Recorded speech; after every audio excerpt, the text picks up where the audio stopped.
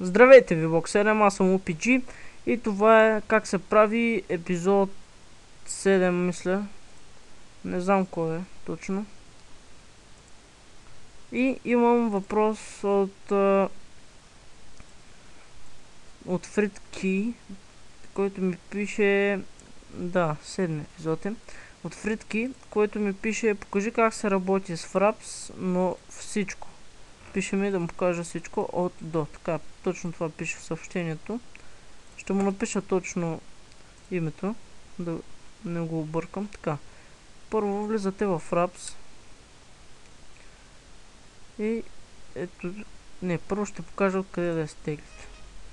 В предишния клип показвах, но той беше и за към тази студио. Така, влизате в Замунда, давате на торенти, пишете тук Fraps, моята е ето тази 3.0.3, теглите от тук, сигурно знаете как се тегли, и инсталирате много лесно. Така, след това цъкате на Fraps, като сте го инсталирали, влизате в него и така. Настройките ги гледате, ако искате от мене. Значи, ето това на Movies. Моя хоткей е F9. Тук избирате къде да ви се записват клиповете. Аз съм избирате FPS-то, най-добре на 30.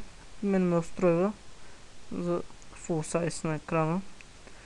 Тук избирате какво да записва, звука на компютъра, в смисъл на играта звука, или и микрофона. Аз си двете.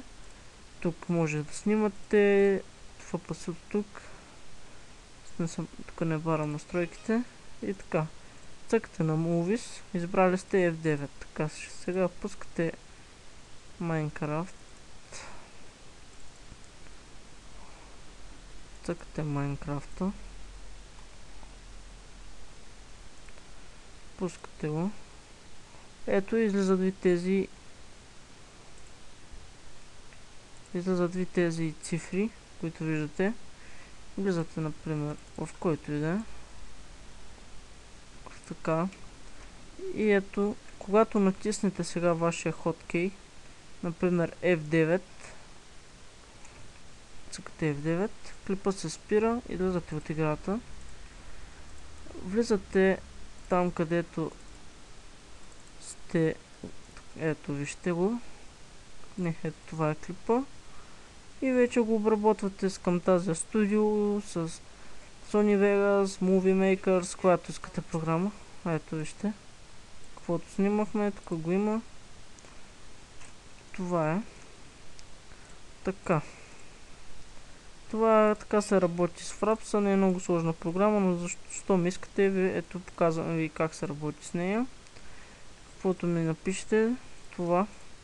И това беше от този кратък клип от как се прави епизод 7. Довиждане!